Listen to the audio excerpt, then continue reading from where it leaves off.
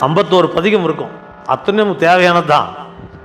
அதில் ஏதாவது ஒரு பாடல் இப்படி, நீதியாவன யாவையும் நினைக்கிலேன் நினைப்பவரிடம் கூடேன் ஏதமே பிறந்து இறந்து உழல் வேந்தன்னை என் அடியான் என்று அத்தனை பண்ணியும் என்ன சொல்றான் பாருங்க, என் அடியான் நம் தமர்.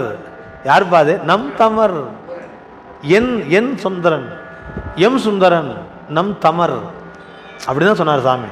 என் அடியான் என்று யாருங்க அவரு? அடியாருங்க. அவன் டெய்லி பூசை பண்ணுவாருங்க, சிவமடத்துக்கு டெய்லி வருவாருங்க, திருமுறை கேட்பாருங்க, சொல்லி கொடுத்த மாதிரி மணி மாதிரி கிளிப்பிள்ளை போடுற மாதிரி திருப்பி அப்படியே சொல்லுவாருங்க. ஓதுவார் என்ன பாடுறாரோ அப்படியே பாடுவாருங்க. அவருக்கு எம் அடியாருங்க அப்படின்னு சாமி சொல்றாரு. என்ன பண்ணா? பாதி மாதொடும் கூடிய பரம்பரன் நிரந்தரமாய் நின்ற ஆதி. இதான் அடிக்கோடிடணும், நிரந்தரமாய் நின்ற ஆதி. ஆதியும் அந்தமும் இல்லா அரும்பெரும் சோதி. என்னைக்கு இருந்தான்? அவன் என்னைக்கு இருந்தான்? சிவருமன் என்னைக்கு இருந்தாருங்க? நாம பிறக்கத்துல இருந்தாரா? ஆதி, ஆதியும் அந்தமிலான், ஆதி அந்தமிலான் வர கூவாய் இல்லையா?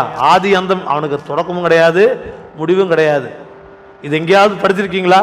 இன்னைக்கு சிவருமானுடைய ஜெயந்தி, இன்னைக்கு சிவருமான் அவதார தினம், எங்கேயாவது கேட்டிருக்கீங்களா? இதெல்லாம் சிந்திக்கணுங்க. ராம ஜெயந்தி இருக்குது, அனும ஜெயந்தி இருக்குது, கோகுலாஷ்டமி இருக்குது, மாரியம்மனுக்கு கூட நாள் கிழமை நட்சத்திரம்லாம் இருக்குது, எல்லாத்துக்கும் இருக்குது.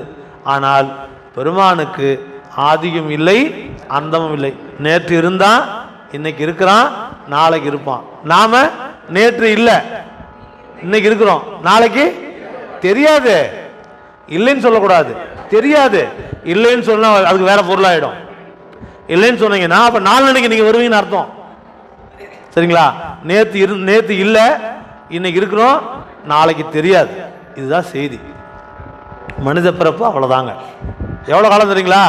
90 வயசு, 120 வருஷங்க நான் வாழ்வுங்க ஒரு மனிதனுக்கு.